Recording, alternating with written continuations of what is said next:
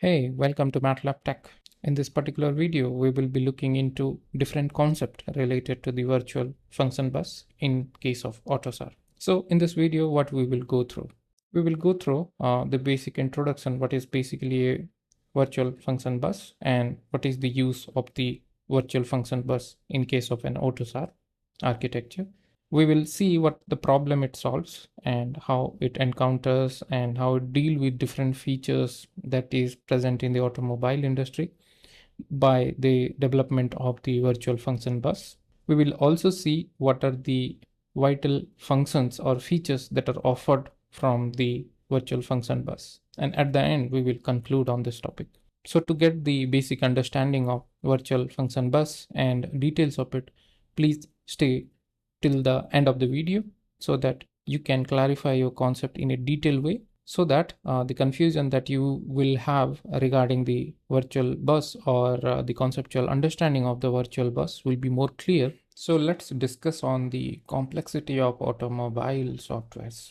So this is the history part, why the Autosar came and why it is now being used as a widely used architecture.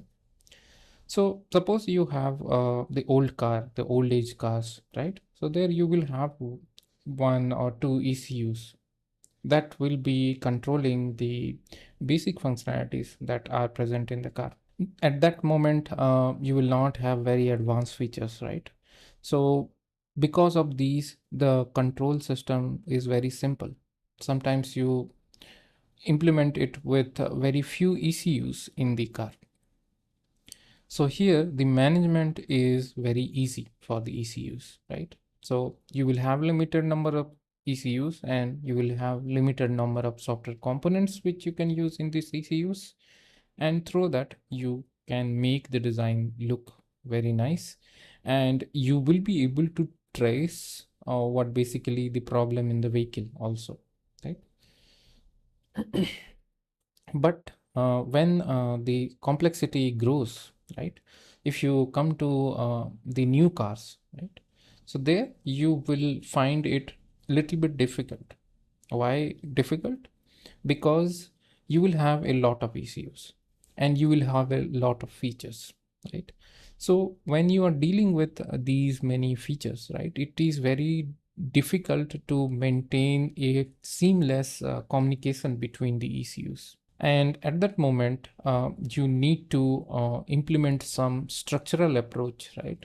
So here, as Autosar came into picture with the agreement of all the OEMs, like especially BMW and Porsche, such companies. So it became a initial practice, and because of that, now it is most widely used. And so the topic of virtual function bus solves the problem in a virtual way, like the name suggests. The topic solves it in a virtual way, and what you will be having in this case is like you will have a lot of ECUs which you can establish communication. So the ECUs will have the software components, and software components wants to communicate between each other, and that can be done with the help of a virtual environment. Because if you do so, then before purchasing the relevant ECUs you will save some money, and you will also be able to prioritize like which ECU can be placed with which software component. So this is the history why the things comes into picture with the Autosar and virtual function bus. Now we have a car which has multiple ECUs, and we want to implement multiple features that is needed for this particular car, because we will be implementing different safety features, we will be implementing different ADAS feature, we will be implementing multiple battery management related algorithms, and all those things like vehicle dynamics related algorithms. So such things will be implemented in these ECUs, but we don't know which ECU will take which software component. So there are two engineers who are discussing. One is Alex and another is Ria. Okay. So Ria is an experienced engineer and Alex is a new joiner. he is not aware of basically what is virtual function bus, but he knows how to do good programming and all those things. So here, like they started the design for this car, and at the beginning, they don't know how many ECUs are needed. Okay, and they don't know also which functionalities need to be developed, because this is the initial stage of the project. So nothing was clear. So the initial questions that comes to the mind of the engineer who joined newly was how to develop all these features using Autosar framework. So how we can develop it using Autosar framework. Where I can start it? Like I know I want to develop all these things in the Autosar framework, like where to start now? And now how the features will be interacting in different ECUs. Like I have one feature that has multiple software components, then these software components, one will be in ECU1 and another will be in ECU3, then how they will communicate? If both these softwares are there in the same ECU, then how they will communicate, right? So these things are major questions, because software need to communicate to make the system seamless. The next question is like which ECU should have which feature? That is the question, right? So software component 1 may go to ECU3 or ECU1. So how you will decide it? So all these things are the questions or the problem that they initially faced. Alex is telling that I'm stuck now and I'm not getting what is the framework I should be using. Dia told like maybe we need to create everything virtually before developing the software, as we do not have the ECU now and we do not have idea on the softwares which need to be developed. Maybe we can decide some architecture through which we can develop these things virtually so that we can save some cost. So what is this virtual environment bus? How does it solves my problem? Alex asked. And now Ria mentioned like we can use the concept of virtual function bus where we can define the features we want to implement. Then we finalize the design. So like everything will be virtually designed, and once it is finalized, then we will use that to use different ECUs or different software components to place inside ECU.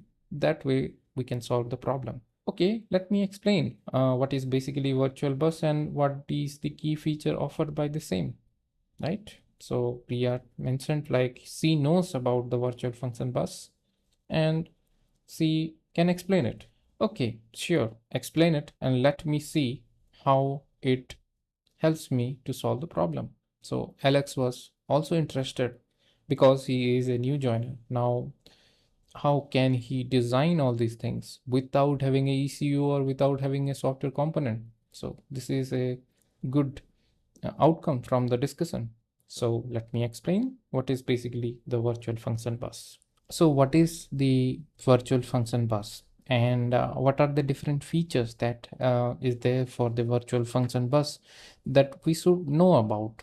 So let's understand what is a virtual function bus first, and then we implement a feature with the help of this virtual function bus, right?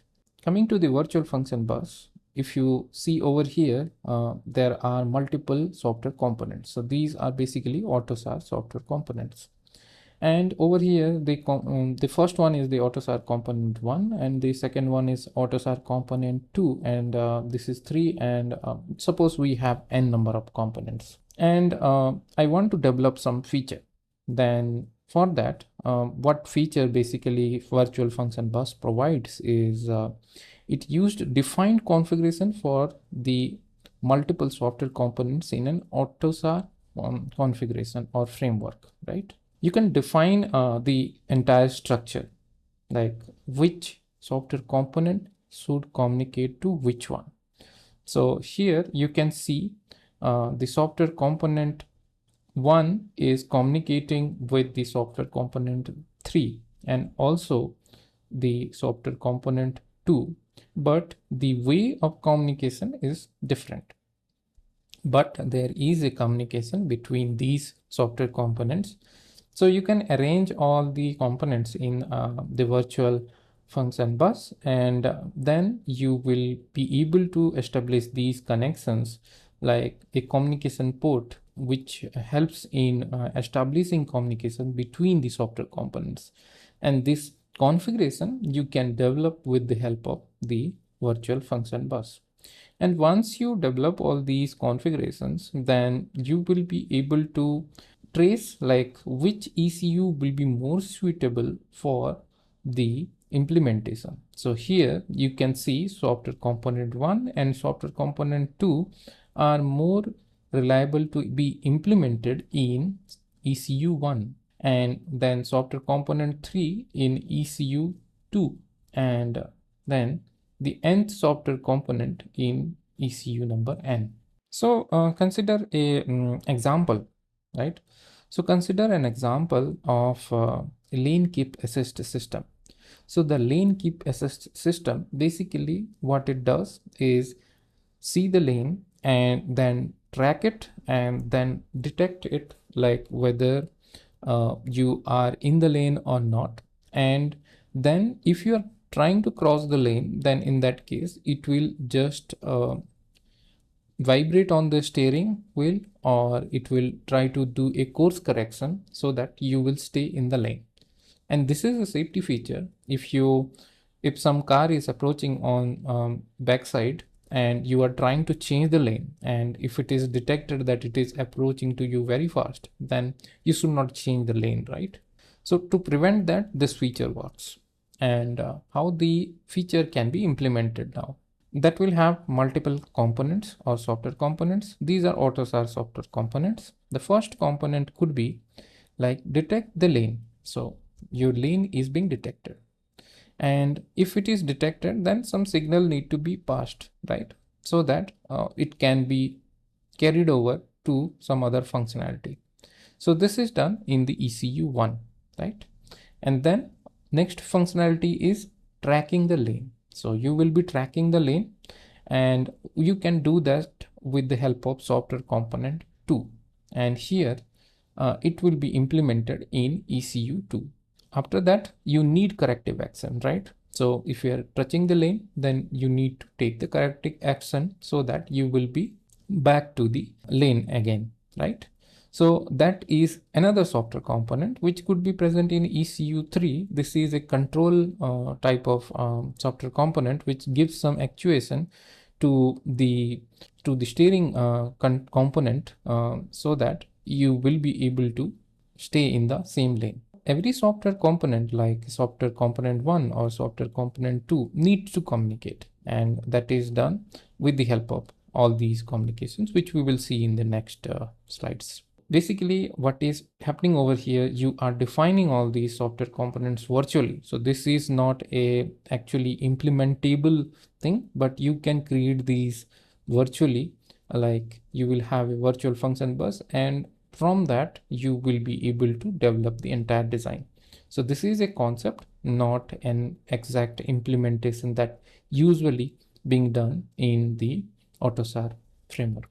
So next is dividing the feature. Suppose we have this lane keep assist feature, right? So if you divide it in a proper way, like I have a feature which is divided into multiple sub features, and these features will be acting independently of any other software component. So one feature is divided into multiple software component, and each software component has its dedicated functionality and is independent.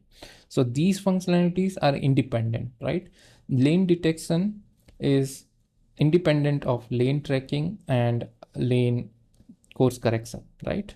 So if you are detecting the lane, then you will be sending it, and then you can track it, uh, and then you will be doing the course correction, right?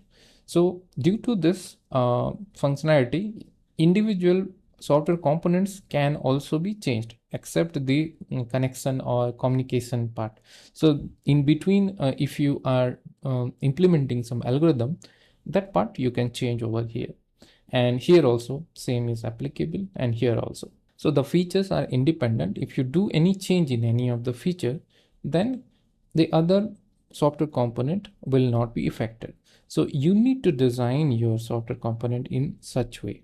So next feature is the communication. So there are two types of communications. One is using a signal update. So signal update is like one-way communication. So one-to-one communication. So signal update is like using a signal you can communicate. So like here you are having a signal which is maybe you can call it provide port and receive port, where it will update the same signal repeatedly over time, and you will be having a one-on-one communication. So this communication is done with the help of signals. But there are other type of communications, like one example could be remote procedure call, right? So here you will have like a sender, and one sender will send to multiple receiver. It is somehow giving a speech in a conference, right? So you will be giving the speech, and a lot of audiences will be receiving that, and then you will get some feedback like it is being received, something like that.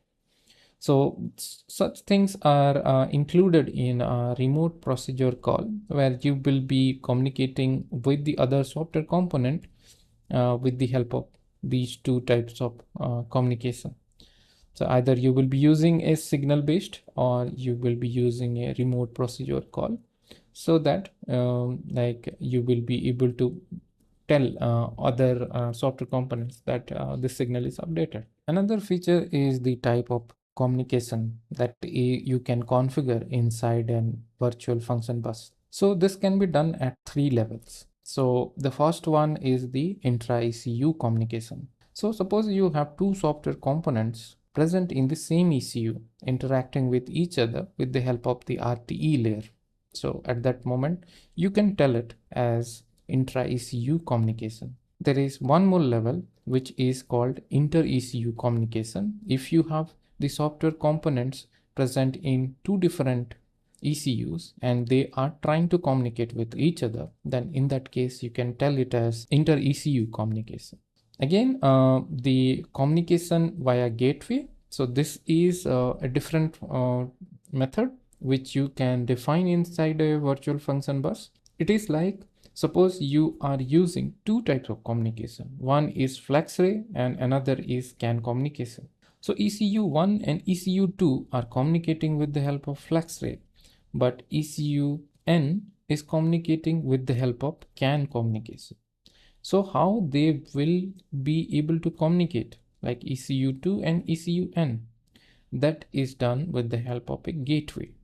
So the gateway communication also you can define inside the virtual function bus. So coming to an example, same lane keep assist example. Previously we were having all the three components, the software component 1, software component 2 and software component 3. But here we will have additional one more software component, which is the warning generation software component. Tracking, correction, action and warning generation. So these two software components are present in the same ECU now.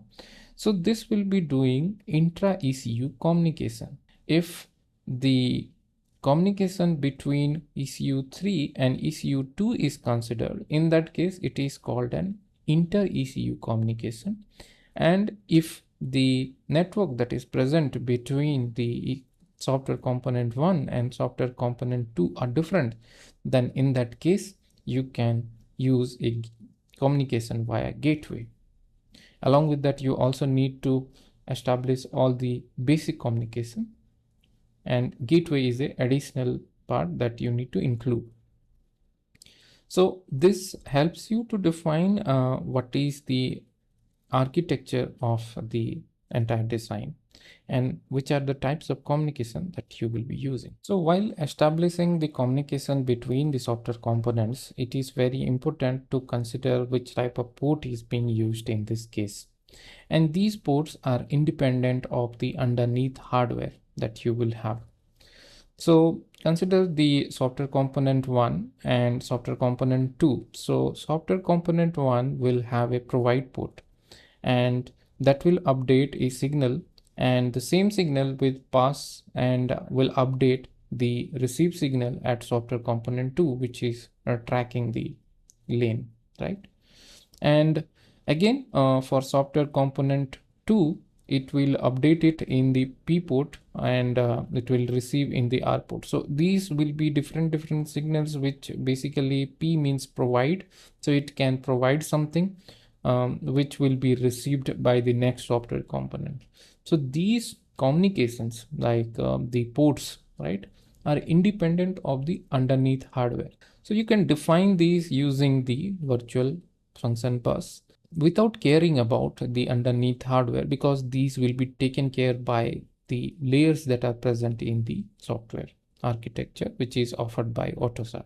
So another feature that you will have from the virtual function bus is it helps you to visualize the overall infrastructure of the software component. So this can include the entire vehicle software component, whichever the components that are included in this particular design.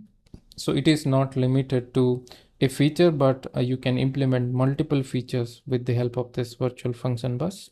And it defines like and if it gives you a clear picture like how the things works in the virtual environment after you define all these communication ports. So you will have some sender receiver communication port, you will have some server and client communication port.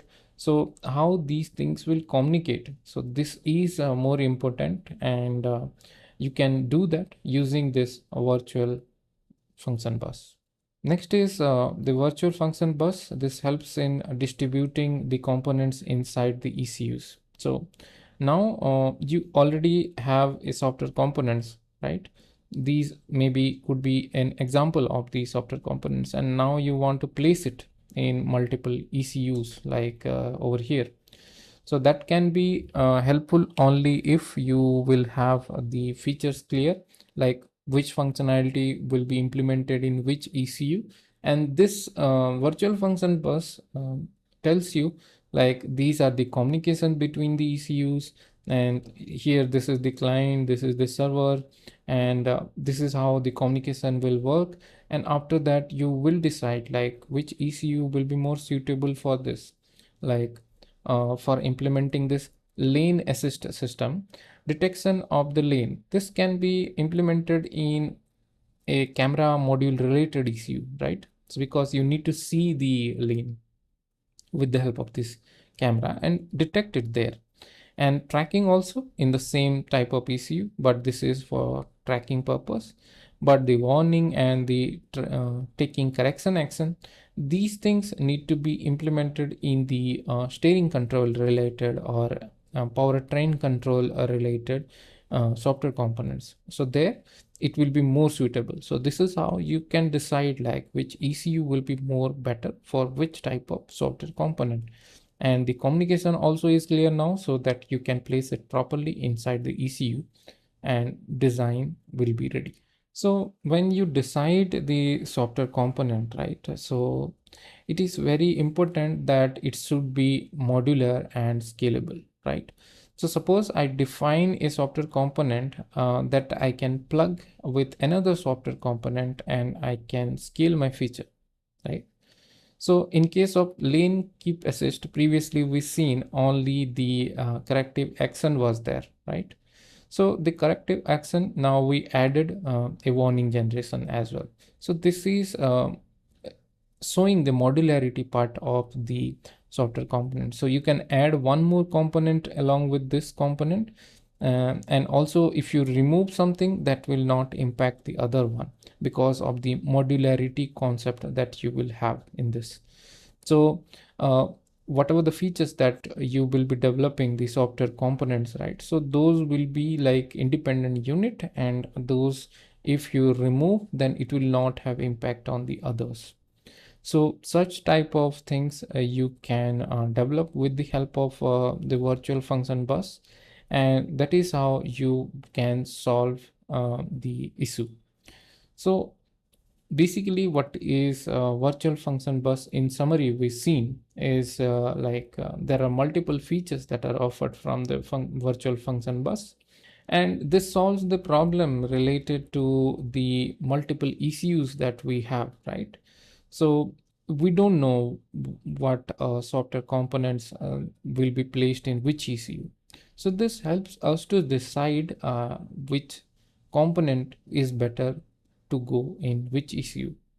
Like for lane detection system, if we are doing something related to detecting and tracking, then it is more suitable to have it on a camera related ECU.